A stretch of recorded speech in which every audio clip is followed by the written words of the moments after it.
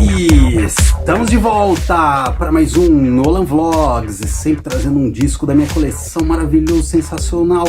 Mas hoje vamos trazer um disco pesado, um disco muito bem tocado, um disco agressivo, um disco clássico, um disco determinante, um disco que mudou o rumo da música pesada. Estamos falando de Testament, The New Order, de 1988. Se você gosta de som pesado, você conhece o Testament. Ali daquele miolo da Bay Area, com Anthrax, Metallica, Exodus, etc, etc, etc, Megadeth, e temos o Testament. O The New Order é o segundo disco dessa banda maravilhosa. Talvez vocês não saibam, mas o Testament é uma das minhas bandas prediletas de todos os tempos. Antes de falar do disco em si, eu vou falar da minha história com esse disco. Era eu uma pequena criança, começando a comprar as revistas Rock Brigade. E numa das primeiras que eu comprei, assim que você abria a capa, aparecia na contracapa a propaganda desse disco aqui. E tinha como slogan, a nova era do metal. Mas aí eu olhava, falava assim, pô cara, mas isso aqui parece o esqueleto, né, do He-Man. Será que é bacana? Mas eu achei legal esse logo aqui da banda, eu achei maravilhoso isso aqui. Mas Testament, será que é gospel? Então eu fiquei com isso na cabeça, será que é gospel? Pô, mas tem um esqueleto aqui tem um mundo, né? E aqui o nome The New Order, falei, música eletrônica. Por quê? Porque tinha o New Order, né, na época. 1988, o New Order tava no auge ali, né? Eu falei, será, meu? Isso tá muito estranho, a nova era do metal? Como assim? Porque naquela época tava saindo discos como Injustice for All, do Metallica, né? Super trabalhado, aquele disco pesado, que muitos talvez não concordem, mas pra mim é o melhor disco do Metallica. Ou melhor, é o último disco do Metallica, né? Porque depois o Metallica virou farofa. Mas até ali, o final dos anos 80, o Metallica fazia discos muito bons. E o Megadeth também estava lançando coisas muito boas. Todas as bandas, né, de thrash estavam no seu auge, lançando coisas muito boas. E essas bandas, Anthrax, Slayer, Metallica, Exodus, estavam realmente num auge. E falavam que o Testament era daquela região. Eu falei, não é possível. E fiquei com isso na cabeça, porque o investimento em comercial, vamos dizer assim, nas revistas, era alto. E teve resenha em outras revistas que não eram específicas de rock pesado, né? Como a Bis. Eu assinava a Bis, então eu recebia também a Rock Brigade. Falei, nova era do metal, como assim? E em 1988 eu era uma pequena criança. Tava começando a entender o que era o thrash metal. Que pra quem não sabe, é uma vertente um pouco mais rápida e pesada do heavy metal. Seria o meio termo entre o punk hardcore com o heavy metal tradicional. E foi muito popularizado lá no comecinho dos anos 80 pelo Slayer, pelo Metallica. E aí me aparecem esses caras falando que a nova era do metal. E aí, saindo da escola, estou eu a caminho de casa. E eu sempre passava numa loja, numa falecida loja chamada Mesbla. Quem já passou dos 40 aí vai lembrar dessa loja, hein? E eu sempre ficava vendo ali os discos e tal. E como era Mesbla, uma loja de departamentos, era muito difícil ver coisas, digamos, pesadas, né? De heavy metal, coisas alternativas, coisas independentes. Era muito difícil, era mais daqueles discos de novela que vendia, ou da modinha, né? Naquela época tinha também, anos 80 também tinha moda, cara. Para de falar que nos anos 80 a música era melhor. Não era. Tinha as modas também, tinha as músicas ruins, tinha aqueles discos de Natal, daquele cantor lá que sempre faz especial. Mas um belo dia eu tô passando lá e vejo umas letras assim reluzentes. Aí eu puxo e essa maravilha aqui, ó.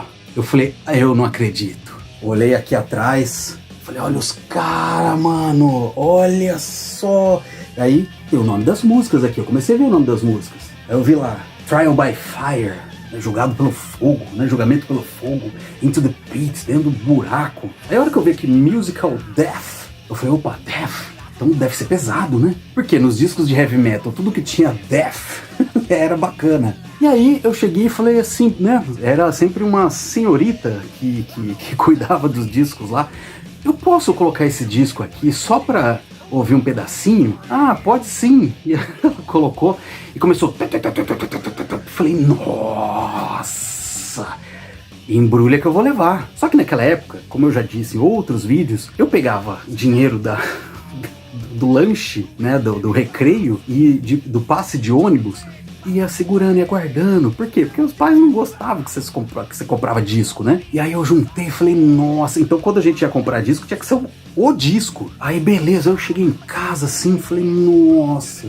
Aí eu abri assim, tipo, nossa, o encarte com as letras, ó. Comecei a ver as letras. Aí é o John Z, né? Esse barbudão aqui é o John Z. E também, né? Foi lançado fora pela Mega Force também, né? Que é aí distribuída pela Atlantic. Então o Atlantic tinha um selinho muito peculiar, curioso, né? Que era esse aqui, ó. Até hoje, olha aquele mesmo cheirinho maravilhoso. Ah, vinil é maravilhoso.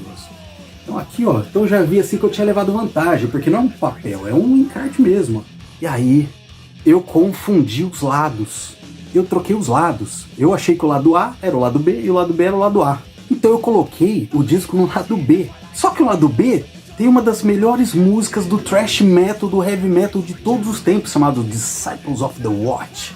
Essa música é uma das coisas mais maravilhosas que existe no heavy metal, no som pesado, vocês têm que ouvir. Vocês que gostam de música pesada, provavelmente vocês conhecem e sabem que é um clássico. Mas, hora que começa aquela batida, aquela voz do Chuck Billy, do vocalista Chuck Billy, era uma voz que era diferente do Slayer, diferente do Metallica, diferente do Exodus, diferente do Anthrax. E eu me identifiquei muito, porque eu falei, nossa, cara, diferente, realmente a nova era do metal. E aí tinha os amigos, né, de escola, e os amiguinhos ali do bairro, né, que gostavam já também de som. Eu falei, cara, isso aqui realmente começou uma nova era. O mundo é outro agora. A gente tá perto dos anos 2000. Esse negócio aqui é o futuro. Porque era um som meio... A produção é muito boa, cara. Quem produziu foi um cara chamado Alex Perialas. Mas ele trabalhou como engenheiro de som e de masterizador de clássicos como Kill 'Em All, do Metallica, do Fistful of Metal, do Anthrax. E o som desse disco também era uma coisa assim que na época me chocou, porque o som é muito bom, muito polido, porém pesado e agressivo. Mas como assim? É porque geralmente quando se fala em thrash metal, o som é muito abafado, todo mundo tocando ao mesmo tempo, você não percebe as nuances, as diferenças, mas isso aqui tem cada coisa no seu lugar. O Testament é um quinteto, então a guitarra solo, ela é definidamente solo, a base é definidamente base. Agora, o destaque é a bateria. Para mim, é talvez o melhor som de bateria desde o Creatures of the Night do Kiss. Aquele som de bateria do Kiss é uma porrada, uma pancada, aquele som super comprimido, só que é uma pancada na cabeça, que fez com que o Kiss tomasse um novo rumo musical e se ressurgisse. No Testament é a única banda que o som da bateria é espetacular. O som do bumbo é uma destruição, cara. Eu nunca vi isso em outra banda. Aí, outras pessoas que ouvem falar do Lars Ulrich, do Metallica, o melhor som de bateria do Dr. Feelgood, eu discordo totalmente. Ó, e é papo de baterista aqui, hein? Pra mim, o som do Metallica, do Black Album, é um som nada a ver. Eu não gosto do Black Album, eu não gosto do som da bateria. Pra mim, Metallica acabou no Injustice for All. Eu gosto do Motley Crue, gosto da sonoridade Dr. Feelgood, que da onde vem aquela bateria, mas a pegada é completamente diferente. Se o Bob Rock, que produziu o Black Album, e o Dr. Feelgood produzisse esse, ia ser uma porcaria. Ia ser uma...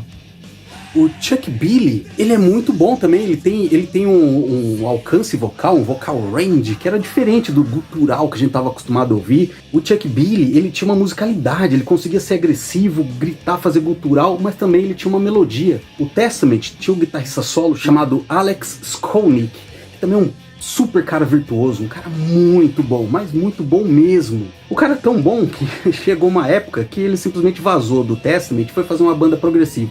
Mas depois voltou, né? Porque o Testament é o Testament, né, cara? E um detalhe curioso é que antes de se chamar Testament, esse é o segundo disco deles.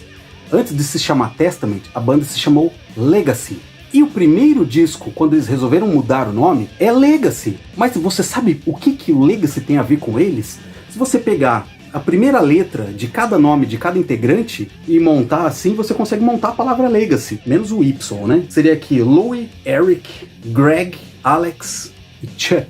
Aí colocaram um Y no final e ficou Legacy. Então era um legado. E eles têm todas todos eles dessa época aqui têm a mesma tatuagem que é da capa do Legacy, que é essa aqui, ó. Então eles tinham um pacto, seria isso? Mas essa formação gravou vários discos. Hoje eles continuam com uma outra formação, mas fazendo um som muito, mas muito bom ainda. É uma banda que conseguiu ter uma estabilidade de qualidade. E eu vi essa foto aqui, ó, o cara fazendo isso aqui, essas poses. Eu era moleque, eu era criança, eu falava, nossa, cara, esses caras têm muita atitude, esses caras são muito bons. E todo mundo de preto. É assim que tem que ser. Por quê? Porque o Anthrax, ele se vestiu engraçadinho, com a roupa colorida, né? Sol, praia, Rider, praia e sol. Esses caras não. Como a gente era criança indo para adolescência, então eu digo que esse disco aqui moldou caráter. E o legal é que as bandas sempre colocavam endereço, né, para você mandar carta. Eu escrevi a carta, mas ninguém respondia, cara. Estamos falando de um mundo sem internet. Você, que nasceu nos anos 2000, com celular na mão, computador e internet, lembra que o meio de comunicação mais rápida que a gente tinha era um telefone fixo. Você tinha que andar na rua com um saquinho de ficha. A comunicação mais distante e barata era a carta. Porque todo o resto a gente só via em revista, né? Não tinha... Só depois, nos anos 90, que veio a MTV, mas o heavy metal era restrito a um programa só, uma vez por semana. E aqui vamos dar uma passada pelas músicas, mas um detalhe é que o Testament tem influências de hard rock também. E olha só, eles regravaram Nobody's Fault do Aerosmith, cara, essa música do Aerosmith, cara. Por quê? Porque esse disco é extremamente veloz, rápido, agressivo, pesado, e a bateria não para. Chega na hora dessa música, é aquele metalzão.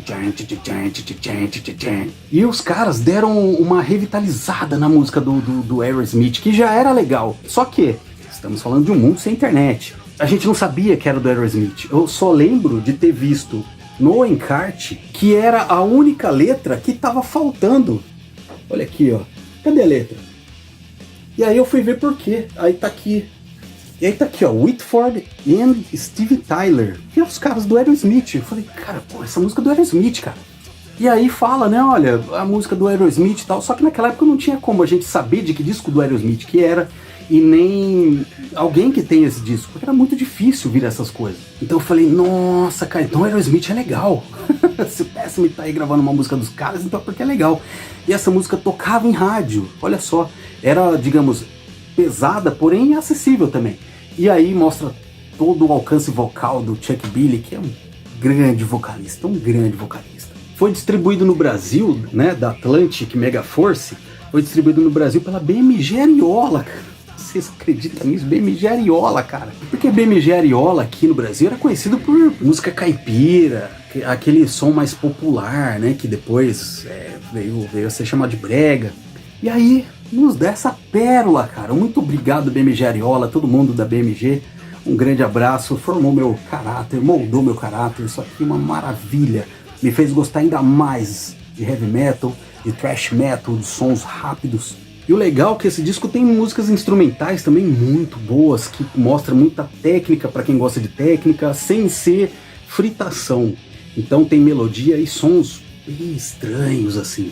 Mas cada música é uma aula. Quando entra o solo, aqueles solos que ficam na sua cabeça, você consegue cantar esse solo, você consegue identificar as frases. Então é um disco maravilhoso, maravilhoso. E aí, você gosta do Testament? Acha que esse é o melhor mesmo? Eu acho que é o melhor. Em todo esse contexto, até os outros discos eu achei na Mesbla também. Eu comprei todos na Mesbla, acredite se quiser. Acredito que tenha sido por isso, né? Por ser distribuído pela BMG Ariola, que era extremamente popular. E a Mesbla era uma loja popular. Então é isso, você conhece a banda, o que você acha desse disco, gosta dos outros, gosta mais desse, gosta da fase atual, gosta dessa fase antiga, gosta de outras bandas do thrash metal? Fala aí. Então é isso, pessoal. Se você chegou até aqui, considera se inscrever no canal, só dá um cliquezinho aqui, ó, inscreve, que é bom, é maravilhoso isso aí, me ajuda pra caramba. E também siga a gente aqui, ó, no Instagram, eu sempre posto stories relacionados à música. E siga-nos aqui no Spotify, onde eu posto aqui todo o meu trampo musical. Então, pessoal, é isso. Nos vemos numa próxima.